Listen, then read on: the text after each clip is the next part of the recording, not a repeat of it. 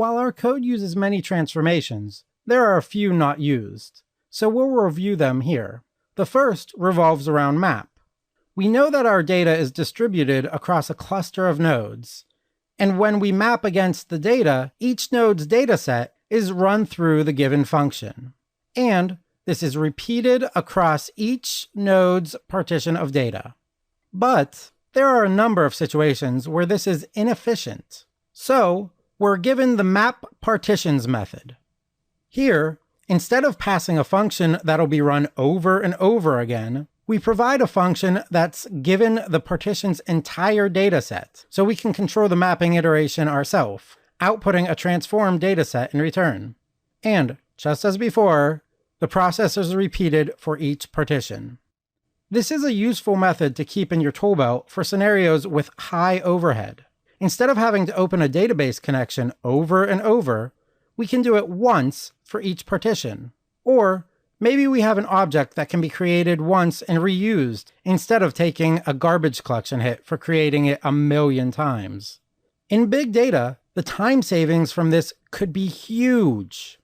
As a quick aside, there's another similar method named glom, which returns an RDD of arrays, each array representing each partition's dataset. However, this comes at a memory cost to store the data in array format, so map partitions is the suggested approach. The last transformations I'll cover are for combining RDD data in some form. Suppose, for example, that you have log data stored in MongoDB and on the Hadoop file system.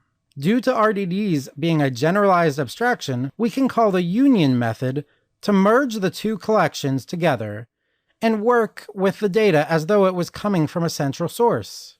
Although the resulting RDD is a simple mashup, so if you want a distinct union, you'll have to follow the union with a distinct transformation explicitly.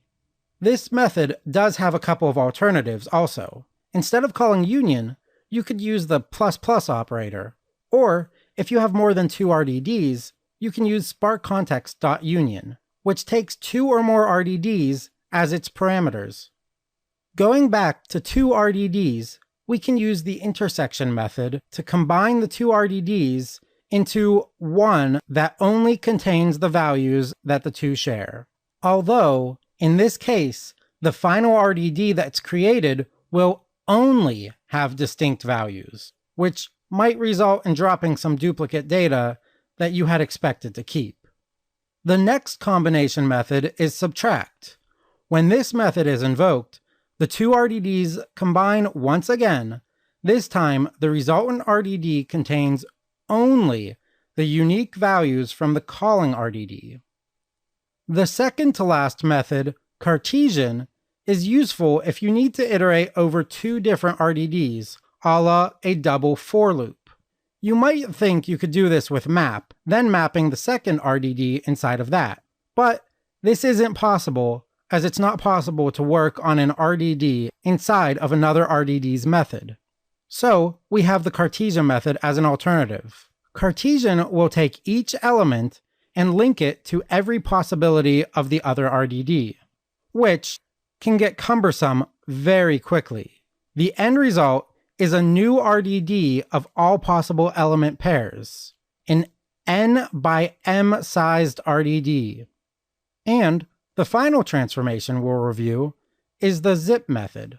This method requires both RDDs to have the same number of partitions and the same number of elements inside each partition.